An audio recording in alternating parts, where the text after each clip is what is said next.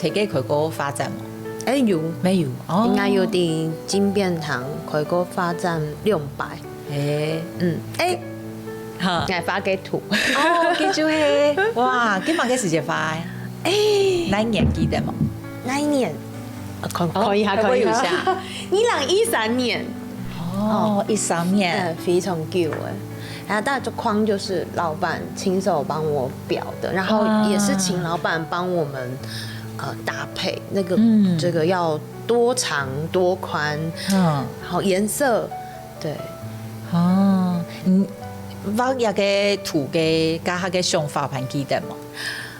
伊是咧像有日条啊，没有日光啊，有太子岩天宫嘅说伫路背安尼，大家互相念定安尼嘅感觉。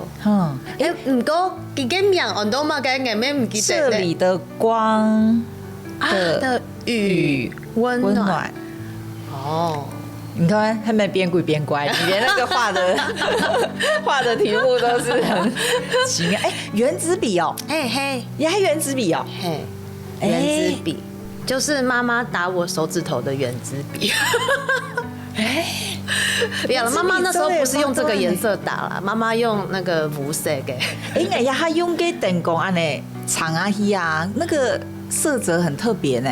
哎呀，东斗黑底黑那个特价的时候买的，真的就是很一般的原子笔画的。对对对，会画画好好哦。呀，给如黑有提金面堂发展的时间有展出的，有展出呀个黑500个，加呀个喏呀布迄人生体拜买嘅艺术家嘅作品哦。我先把来自秋朵秋朵画的一个形柱跟一个角落。我那时候是在金变堂看到，它有很多大大小小，也有更小的画风景。就其他的风景画都比较正常。我觉得这一张是最奇怪的不正常的风景画，因为这个看起来不会被画出来的景象而且那个绿色的铁皮会觉得好像压铁皮啊，对，会觉得哇，它懂有什么样力。一般会感觉铁皮冇可能会去挖下来到底会有谁会想要画那个铁皮，然后是要拿去卖的？我就觉得给我很触动。